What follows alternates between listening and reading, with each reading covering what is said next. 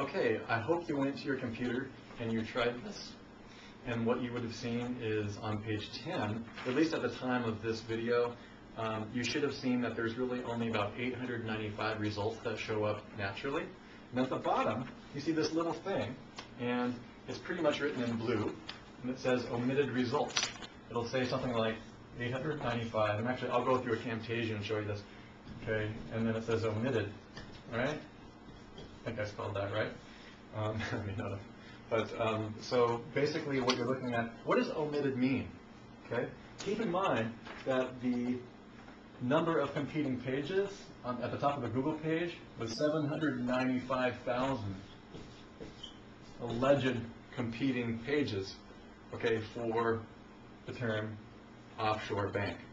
Okay, well, what does this mean? When you go down to the bottom of the Google barrel, which most people don't do, and I've been doing for years. In fact, a lot of my founding principles are based on doing these kinds of things to look at the big iceberg. Remember the picture of the iceberg with lots of the keywords? You have to look at this massive statistical analysis, and what you find out is that Google is not really that big. And you may not also have known that 895 is out of 1,000 qualified results for offshore bank.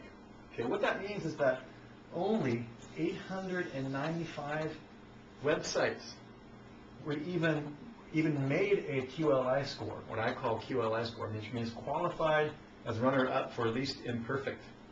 Okay, the number one position for the term offshore bank is the least imperfect across all the ranking factors, both inbound and outbound, both on page and off page, for the term offshore bank, either in broad, which is with proximity, or close.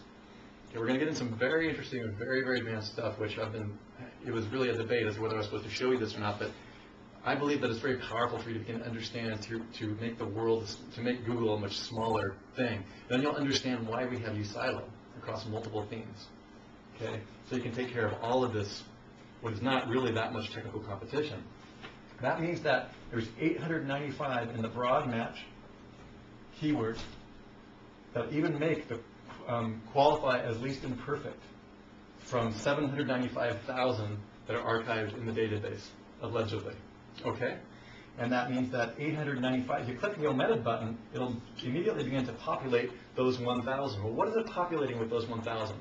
It's populating ones whose on-page meta structures, their on-page factors, and their rating factors are redundant. That means duplicate content, duplicate metas, sites that have the same meta on every page.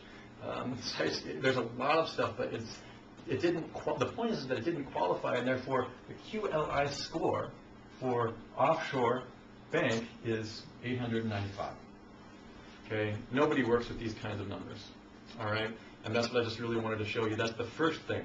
The next thing is to show you what I call the true technical competition, which is really 895 out of 795,000. Should you really be looking at the 795,000 only as a founding idea of how big the market is? We've already done that at the top of the vertical market silo. Okay, but that's not appropriate when it comes to the technical ranking of the site. So that's what I really wanted to show you here. And there's a lot more to this because you can take these things across not just this, but you can do it all in title. When I come back, I'm going to show you exactly how to think in terms of all the on-page factor and the ranking factors that influence a site and how important your on-page structure is in tandem with your siloing and inbound link structure.